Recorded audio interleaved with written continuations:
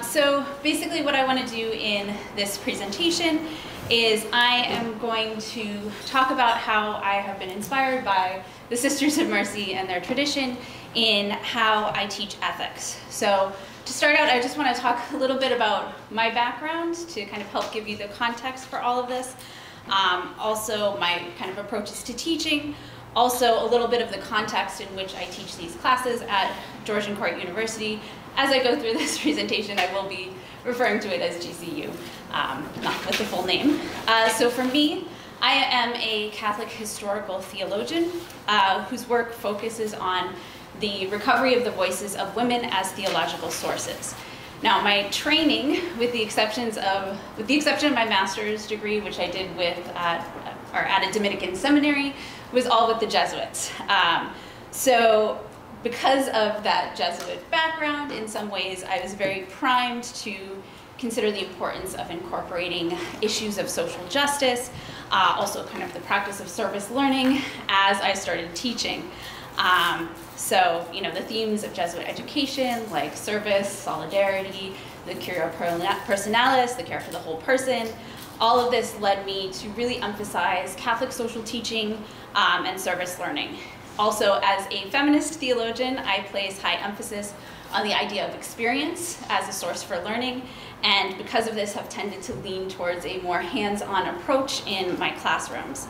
So as soon as I came to a Mercy institution, I saw very quickly how the Sisters of Mercy provide this great framework for teaching ethics.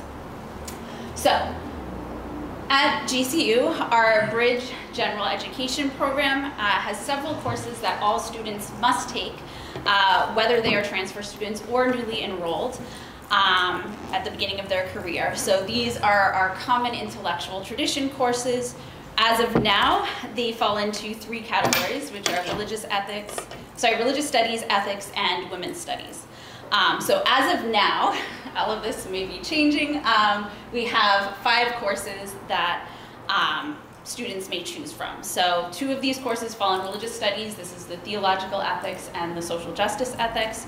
2 of the courses fall in philosophy, so philosophical ethics and bioethics are both philosophy courses, or students can also choose business and professional ethics. I regularly teach both of the religious studies ethics courses. So far, I've done the theological ethics course only in an online asynchronous format, and the social justice ethics only in person. And so basically, over the past kind of 5 years that I've been at Georgian Court, I've been inspired by the Sisters of Mercy's approach to social justice to make substantial changes in the way that I teach these classes. And so based on my experience, what I would argue is that using the model of the work that the Sisters of Mercy do for social justice through prayer, advocacy, and direct service, these provide a structure for teaching ethics that allows students to really see the application of what they're learning in the classroom. Of course, also supports, you know, action, contemplation, all of the hallmarks of the Mercy education. So in the remainder of the presentation, I'm basically going to talk about the inspiration that I took from the Sisters of Mercy and the way that I've applied it in my classrooms, and ending with some kind of conclusions and recommendations. So I want to start by talking about my inspiration. So some of the original kind of impetus for these changes came from feeling like I really needed to prepare our students to face the chaos of the world around them. In my teaching, I really emphasize the importance of understanding context. As I said, I'm a historical theologian, so historical context for texts is very important to me. So I'm going to talk about kind of the historical context for what led me to make these changes in my class. So first, the initial context was, of course, started during the COVID-19 pandemic. During this time, I was really concerned about a lack of a sense of community and solidarity that I observed in the world. These are 2 concepts, of course, that are essential parts of the tradition of Catholic social teaching. So Catholic social teaching sees humans as fundamentally social beings. Humans are made in the image of the Trinitarian God, And that includes, kind of as a part of God's essence, this idea of relationship. So 3 gods in 1 person, we are meant to be in relationship with each other. Thus we come together in communities not just to protect our own self-interest, but because it is natural for humans to associate with others. And our association with others is not just about those who are just like us, but also about solidarity, so a sense of unity in diversity, or as my favorite quote from Pope John Paul II, we are all responsible for all. In addition to COVID, there were a series of events that happened that illustrated to me that it is important for students to see that they can have a voice and they can work to make changes in the world. So I have some of these major events, and kind of everything that I have on here includes everything that came after that. But in particular, things that really struck me and kind of moved me to make some changes in my classes were first the murder of George Floyd, and then the subsequent protests that happened. So that was in May 2020. Then, January 6, 2021, the attack on the United States Capitol building.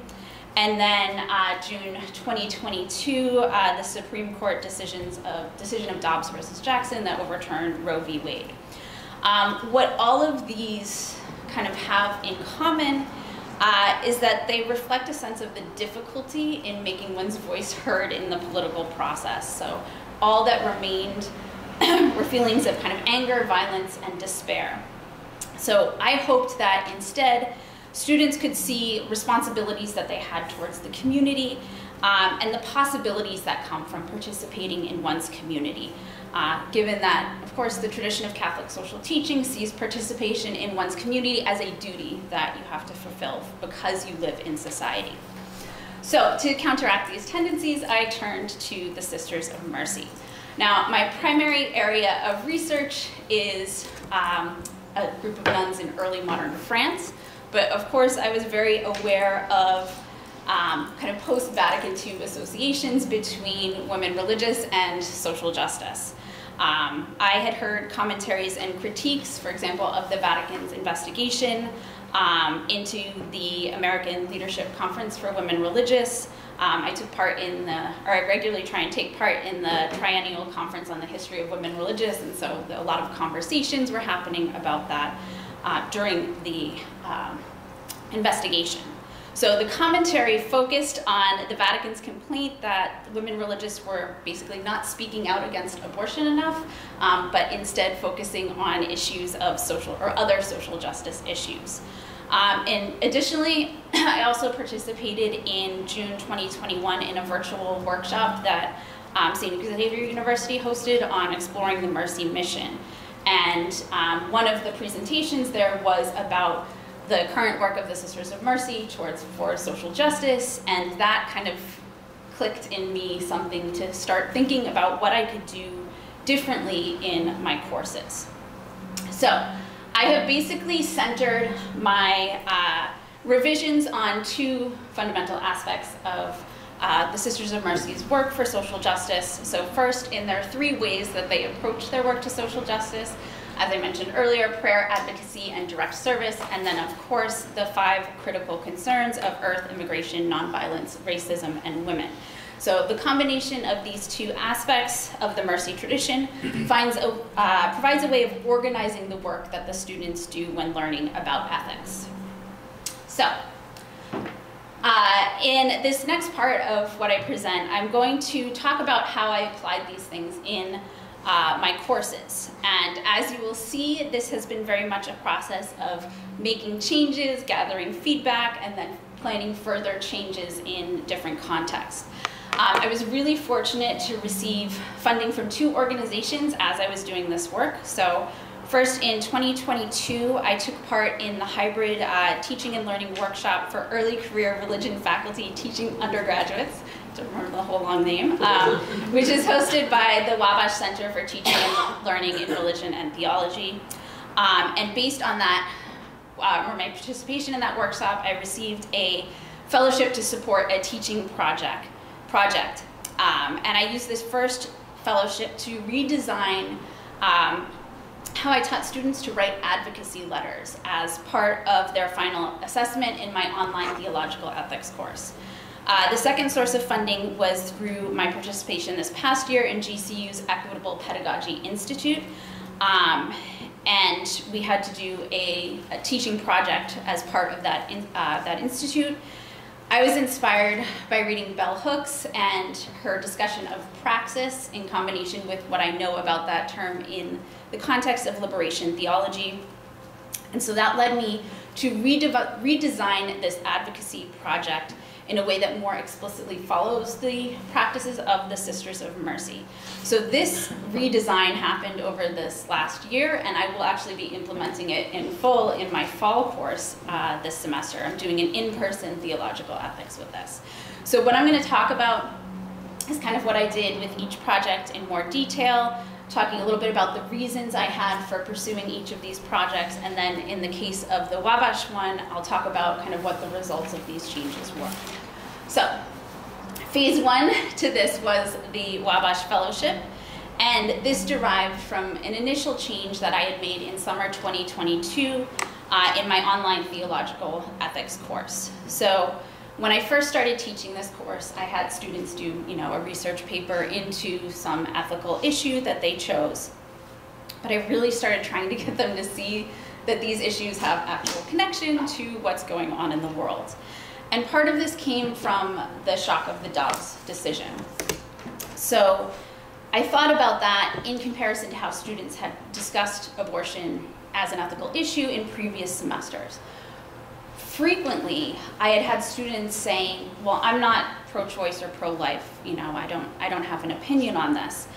And I kept commenting on the discussion board to try and get them to understand when you don't take a position, you're taking the position of the status quo. So you do essentially have a position. With Dobbs, the status quo changed. And I will just note that when students talk about abortion on the discussion boards, no one does not have an opinion anymore. So there has definitely been a shift here. So I wanted to give them an assignment that allowed them to see the connection between these ethical issues and what is going on in the world today. And so what I did is I opted to replace the final paper with kind of a two-part final assignment. One is that they write an advocacy letter, so generally written to a politician on either a local, state, or a federal level, and then a reflection that connects what they argue in the advocacy letter with what they learned about kind of the sources and methods of theological ethics. Other than that shift, my initial change to this course was very minimal. I didn't do a lot of shifts. So, the advocacy assignment, and this is mostly how I still run it, has multiple components that they complete during the course, and this is all kind of a fully online class. Students sign up for a possible advocacy topic by the third week in the course, and then as part of the first unit of the course is kind of Foundations of Theological Ethics. They complete 3 discussion board posts that are related to their advocacy topic. So in Module 3, they post on kind of the connections between their topic and what they're learning about sources for theological ethics. Module 6, they post an update on their research in relation to their issue and kind of talk about what position they think at that point that they want to take. And then Module 8, they post about a news article that relates their topic specifically to the tradition of Catholic social teaching. Students also complete 3 analysis assignments on the topic, and I'm going to talk more about that later because that's one of the changes that I made. And then finally, I do have students meet with me twice during the semester, either in person or on Zoom. First is once they select their topic, but before they do their first analysis assignment, so I can give them some initial guidance. And then the second one is after they finish their third analysis assignment, but before they write their letter. That second meeting is really important. I asked the students at that point to tell me what their argument is going to be, basically. So how have they narrowed down kind of their broad topic to a current issue that is that they can address, who they decide that they want to write to, and then what is their argument going to be? And very specifically, like, what is the call to action? What do you want that person to do about this issue. This really helps me kind of give them some feedback if they have any major missing pieces. And then, of course, the final assignment is to submit the advocacy letter and reflection. I do this a little bit before the end of the semester, and then I give them feedback, and then they can get extra credit if they revise it and actually send the letter. So what I found when I first implemented this assignment was that students really struggled with understanding the genre and the purpose of an advocacy letter.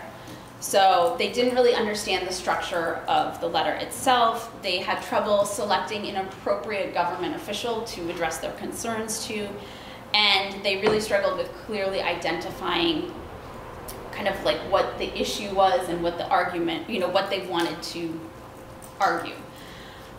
This is not a familiar genre for students, and that's part of the issue. They are used to doing research papers. They understand how to do a research paper. They may even understand to do kind of more reflective writing. They're so focused on citations, and like, you don't have citations in letters in the same way that you would, a research paper. So students really had a lot of struggles with this structure, and that was kind of what I proposed for my Wabash Fellowship.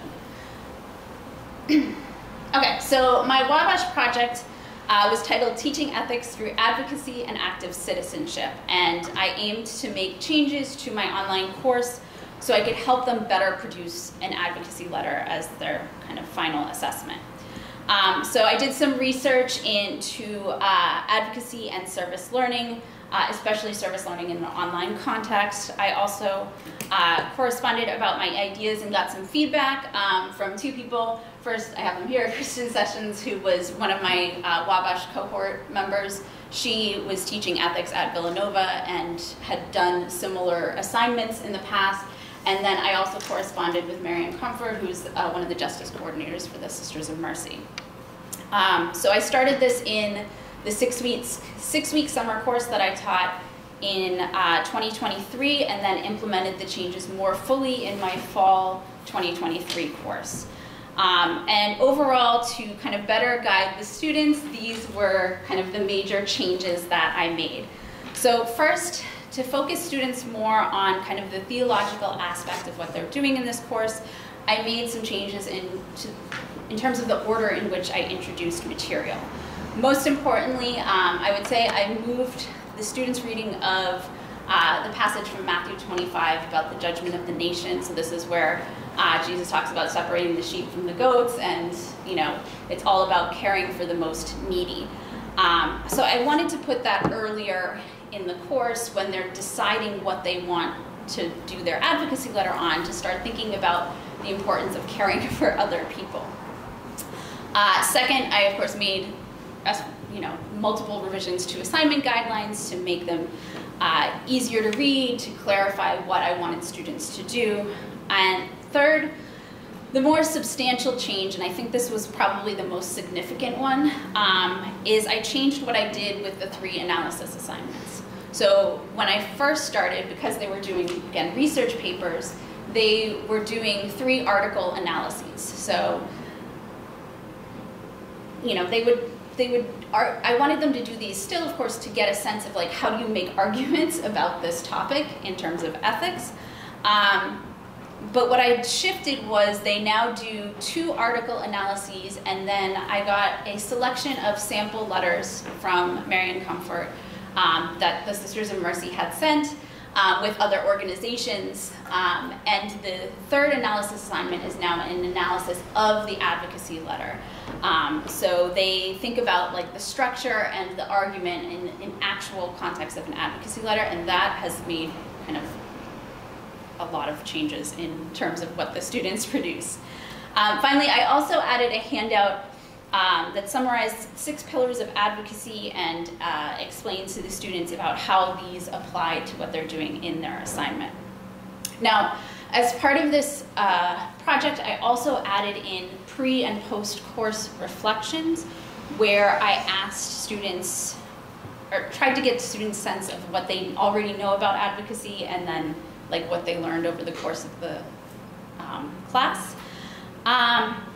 However, well, in both of those cases, the questions are asking students, what do you already know? I fear that the students were very unwilling to admit any gaps in their knowledge. So I don't have any direct data to support this. The general impression across these kind of classes is that students are really concerned about having the right answer. And I've started over the last year receiving an increasing number of initial reflections that read like they asked ChatGPT how students or how Americans might advocate for their interests. So that, not so helpful.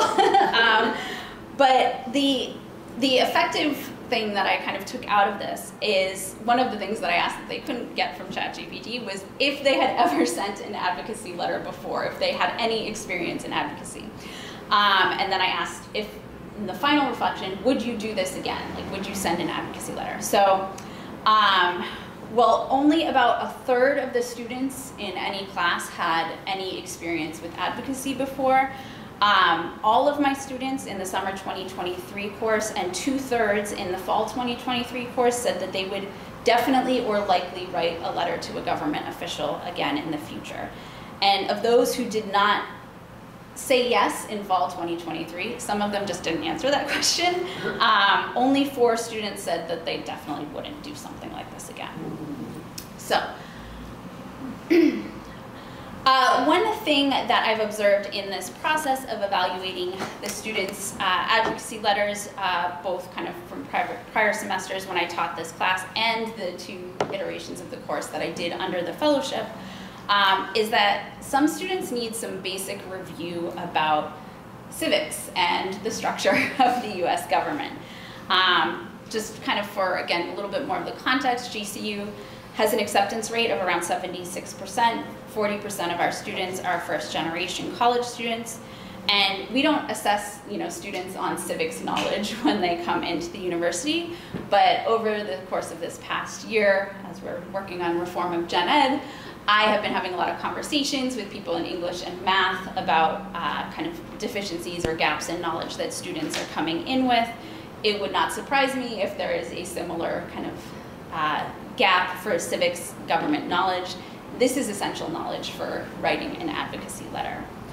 Also, every semester there are a number of students who struggle with identifying the specific call to action. So I try and get them to understand that, where in a research paper you have your main argument, the call to action is really your main argument. So in summer 2022, which was the very first time I implemented the advocacy letter assignment, I had 42% of students struggled with identifying the specific call to action. 11% more specifically had an issue of understanding who would be the appropriate person to even ask for whatever they're asking for. Summer 2023, which was the first course under the fellowship, but before I did the substantial revisions, again, 67% of students struggled with identifying a specific call to action. 17% had issues with identifying who they should write to. But in fall 2023, after making the substantial revisions, only 26% of students had difficulty in identifying a specific call to action. So these structural changes have made a difference. And of this, one student specifically struggled in contextualizing their issue in relation to current events. So kind of like something that the person they're writing to could actually act on. And one had kind of the same understanding that I've talked about, like who would be the appropriate person to write to. So what these numbers show is I do need to kind of find a way to ensure that I reach all students in this with some sort of review of government structures, especially in relation to advocacy. I do currently address this in the second office hours visit when I ask them who they think they're going to write to. But this may be insufficient. Even though this is a required office hours visit, they do get points for completing it. Not everyone completes it. So that's kind of where I am with that part of the project. So phase 2 is what I did with the Equitable Pedagogy Institute. So I did teach the online course again in spring 2024, but I was also taking part in this Equitable Pedagogy Institute. And what I did for the project for this is kind of a further expansion of what I've been doing in the online class. Basically, what I've designed for this project is a larger structure that includes the advocacy letter in relation to those 3 approaches to social justice that I mentioned earlier, so prayer, advocacy, and direct service. I also used inspiration from the idea of the pastoral circle, or the see, judge, act method of Catholic social teaching. And I want to kind of just note that some of that inspiration actually came from my social justice ethics class this spring. I partnered with a professor at the Universidad de Monterrey in Mexico, who teaches a similar course, and she had structured her course in that method. And so I kind of liked what she did, and also, to correspond my course to her course, redesigned that class in that way. So she was also some of the inspiration for this as well. So drawing on all these sources, my EPI project was to rework this advocacy assignment and then connect it back to service learning. So what I presented at the end of the EPI was kind of the initial guidelines and calendar that I created for this course, which will be in the fall. So I'll show you kind of what I came up with here. So the introduction for these guidelines, basically, that I'll give to the students, illustrates how, of course, the advocacy assignment will meet the objectives of the course, also illustrates this method of the pastoral circle, or the see, judge, act method that the students will employ. So these 2 methods have slight differences. You can kind of see what I did here. I've kind of made them correspond to each other. They both emphasize, first you start with kind of the observation of a social issue, and in the pastoral circle, this is divided into kind of your experience of the issue and also social analysis. Then kind of reflection based on theological principles to help determine what to do about the social issue, and then finally taking action based on the plan that you form. I also connect this explicitly to the tradition of the Sisters of Mercy, in particular, of course, the 3 approaches to social justice I've mentioned several times already, and also the 5 critical concerns. So what I want in this case is for all of the students to be working on the same topic, the same broad topic at least, so that they can be learning from each other in the classroom. So in the fall, we will be selecting one of the critical concerns to be working on. In the spring, they will not have a choice because we have Critical Concerns Week, and so whatever the university is doing is what they will be doing as well. So I am using many of the same components in this class that I developed for the online course, but I am doing so in a way that reflects this see, judge, act approach. So first, as a service learning course as well, students will be completing 10 hours of service and also journaling about what they do during that time period, and especially in relation to the issue that they're working on in the course. Second, they're going to be doing the analysis assignments as well. They are also going to be doing presentations of kind of news articles throughout the semester. Basically, this kind of replaces what I had on the discussion boards in the online course. So this will be, I'll have 2 students each week presenting on something in the news and kind of have some discussion about that. So this is kind of the experience and the social analysis portions of the kind of C part. And then for the judge portion, they are going to do a proposal for their advocacy letter. This is basically the equivalent of the reflection that I have the students submit in the online class. And I may actually move the reflection in the online class earlier to kind of mirror this, this as well. And then finally, they will draft the advocacy letter, get feedback from me, then revise and send it. So the whole process will then end with a reflection about what they learned.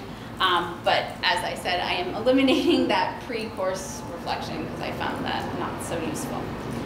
As kind of, I hope you can see from what I'm presenting, this also reflects the three approaches of the Sisters of Mercy. So kind of prayer and reflection in kind of the journaling, the proposal, and the reflection paper. Advocacy is found in the advocacy letter itself, and then they're doing direct service in the 10 hours of service that they're going to complete.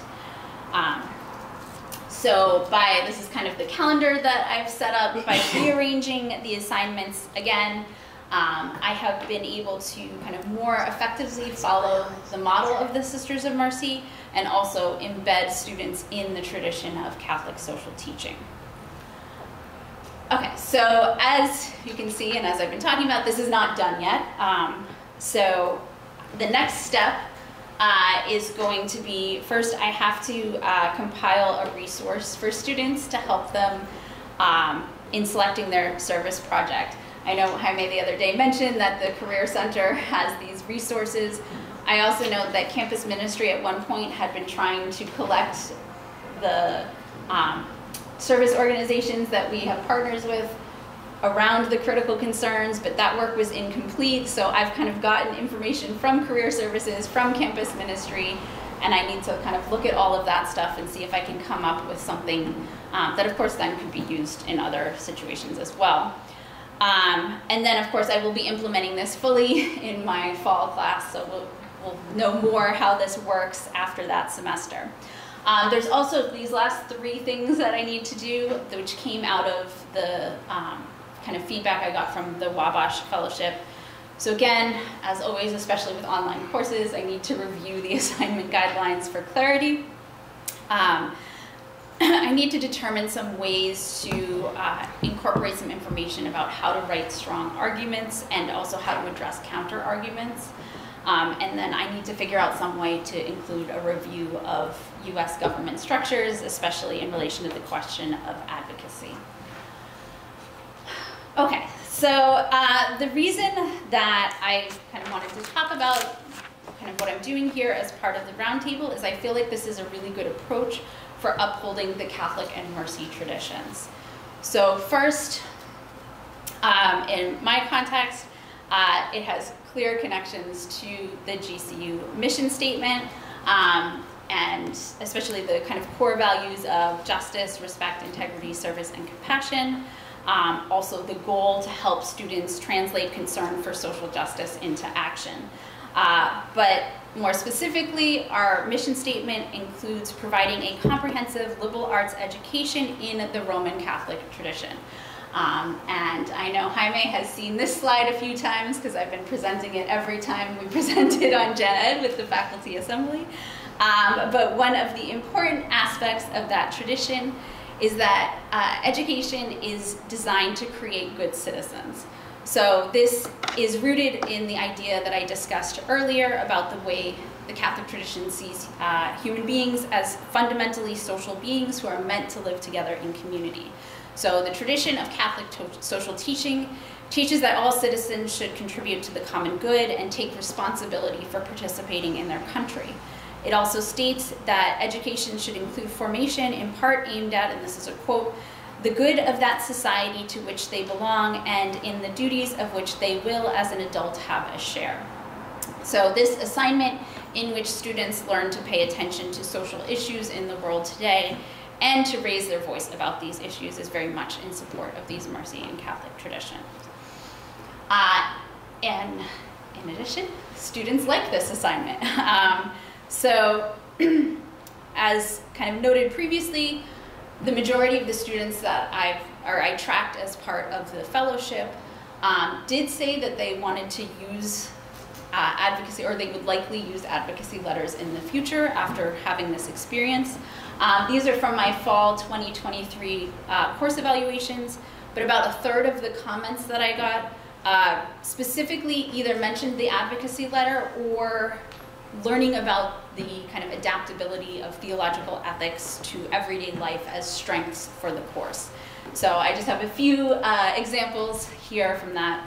So students said, I feel that this course was the most influential because it focused on current issues and the course was organized in a way that we are to utilize the information going forth in life. The most effective thing about the class was to learn more about how theological ethics is important in life. And the most effective thing about this class were the advocacy letters and writing the letter for a social issue. So students have had positive feedback about this assignment as well. So to conclude, I would strongly recommend incorporating assignments like this in support of university mission and upholding the Catholic tradition of education. I have a few kind of specific recommendations. So first, you don't need to reinvent the wheel for this. As I talked about, I got inspiration from numerous places. The Mercy tradition and the tradition of Catholic social teaching are important resources for providing structure to these types of assignments. Second, you have to be very clear in what you want students to do, especially because they are not familiar with this type of writing. They've never necessarily written letters, formal letters at all, especially to government officials. Third, you need to meet the students where they are.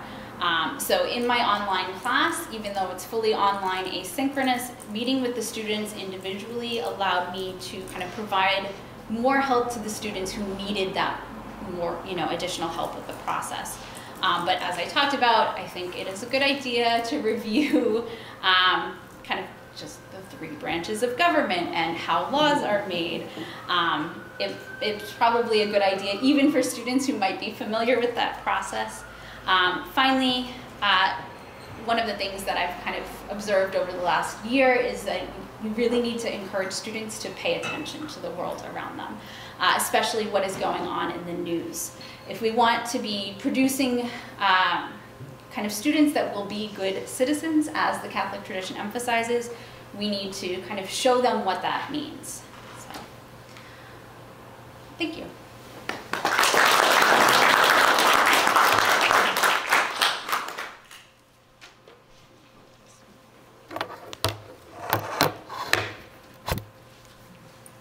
So I thought this was really great. I love that you're actually having the students get engaged with belief systems and connecting their belief systems to action. I wish we could all do this in all of our classes. At first, when you told me that the students struggled to have an organic human interaction where they were writing a letter to somebody else, I first got terrified, and then I believed COVID lockdown. And then I came around to maybe it's the format. Yeah. I wonder if you'd consider if the students would kind of respond quite differently if they use their own social media platforms, which are now being used for legislative action. But if they would, if you just took the intimidation of a formal letter out of it and said, you're still writing the same content, but you're going to create a social media post, and then it would be kind of neat for them to watch that spread. That's actually a really good idea. And you could make a clickable link, and they could potentially monitor it, or at least click the reaction, or check on the reactions. Sure. And I often talk to my undergrads about how your capacity for communication is a large part of your power. And they could actually see that this can convert to power to spread it. But yeah, I think maybe it's not COVID lockdown that made them be anti-social. But I think that's a really good idea. I had kind of thought about the idea of like letters to the editor and incorporating that in as well, but that's like also a whole nother genre of writing to teach them. So but that could be really interesting. And your content area, which is that's a heavy lift. Now you have to teach them about government. Right. And I still haven't figured out how I'm going to do that. How many of them just wanted to write directly to the President of the United States? Yes. They think you just write to the person at the top rather than the person sponsoring it. Yes. Yeah, absolutely. And I give them like the links to Congress and like where they can search for bills and see like who's involved and Okay. Really great stuff. Thanks for this. Thanks. I actually am, I'm really glad that you're teaching letter writing because it's a lost art. Truly. So I love that. I know it's not real practical with our kids today, but I just love it. Thanks. Thank you. I think it would be neat for you to actually, and obviously this is amazing the way it is. You could combine both of those things though. And instead of getting rid of the letter, because I do agree that that is something really great that they are missing, maybe, and I know you like the article assignments, but in lieu of those discussion boards, maybe actually have them do social media posting and follow and trace with their hashtags, so that could lead them to those news articles that you like. And then at the end, in part of their letter writing, have them take everything that they've put together before and put it in there, because if they realize that they've started without even starting, they're going to obviously have to tweak the language, but when they can put that into one document and realize how far they've gotten, that can take out a lot of that social anxiety related to, oh my gosh, I have to write this letter to the president, right? Or whatever that looks like. So it would be kind of cool to be able to combine. That's what I was thinking, like a quick reveal at the end, like, oh, your social media post is the content of a formal letter. Like you just have to change the salutation and doctor it up a little bit, but you actually do know how to write a letter. Yeah, that's an interesting idea. That was amazing, and I love all these ideas. And if you gave them the option of what they wanted to do, you could design a rubric that would be able to give them some guidance on how to do that. I love that. But I wanted to ask you, how long did it take you to do the redesign? Gosh, so the initial changing of the assignment probably didn't take me all that long. I kind of did some searching for, I was like, people must have done this before, kind of thing. Figuring out the rubric was a little bit difficult, so it took me a little bit of time, but I was able to do it. I mean, I had the 6-week summer class when I first implemented it. Dobbs was June, the class started in July, so sometime in between there, I changed the assignment. I don't remember exactly, but then of course it did take me a lot longer, but little bits over the course of time. So again, this is very much process. I think that's the point, right? Yeah. When Jen said, I wish we could all do this, we can. The point is, you took it slowly and there was a process to doing it, and I just was like, I'm blown away. I'm so excited that you went first. Our presentations complement one another, but I learned so much from what you just gave. Thank you. Thank you. Yeah, I'm trying to let go of like feeling like I need to have it perfect in the beginning, and knowing that like even in my other classes, like I see these changes. Well, maybe I don't have time to do that now. That's okay. I can do it later. I don't know who was next, so. She can go first. Okay. It's just again, more compliments your way. I really appreciated you incorporating the Sisters of Mercy advocation, an advocacy letter. And they use social media, by the way, a lot. So I wonder if you could have them comment on a letter that had something to do with, if it was a topic that, because sisters have increasing letters, and they can even go back. It could be even from the past of how long. That was great. And I teach data science ethics, so I grabbed a lot of ideas. And I really, really appreciate you meeting the students where they are and changing as you go, because nothing is worse than trying to get you're trying to get your agenda across in meeting the CLOs and everything, and you're discovering yourself how to release that through a course. I mean, how wonderful is that?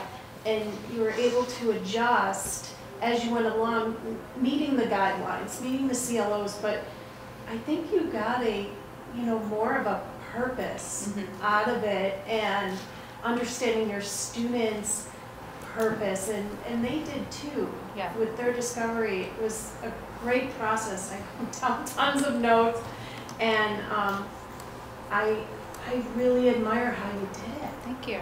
Yeah, and the other thing to kind of piggyback off what you were saying is I have to let go of the desire for perfection among the students as well, because I know like every semester there are some who are really involved, really like this assignment, like latch onto it, and there are those, this is still like they just need to get through this class. So I have to remember that not everyone is going to be putting in the same amount of effort, and that's okay. I just do as much as I can.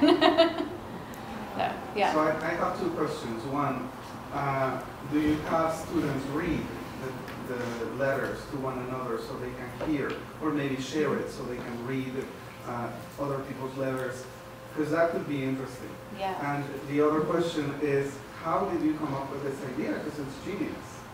Thank you. Yeah, so the answer to the first one is no right now, only because it is the online course. But in the in-person one in the fall, it'll be a different dynamic. So I want there to be more conversation and sharing about what people are working on. So I don't know if I'll do that specifically, but I want students to be talking about, you know, their approach and getting ideas from each other as kind of throughout the course. And really, it was the that workshop that I did, and I can't remember who presented, but one of the Sisters of Mercy presented on kind of the social justice work of the Sisters of Mercy, and it like I said, it was just like something clicked in my mind, and I was like, this is what I need going forward.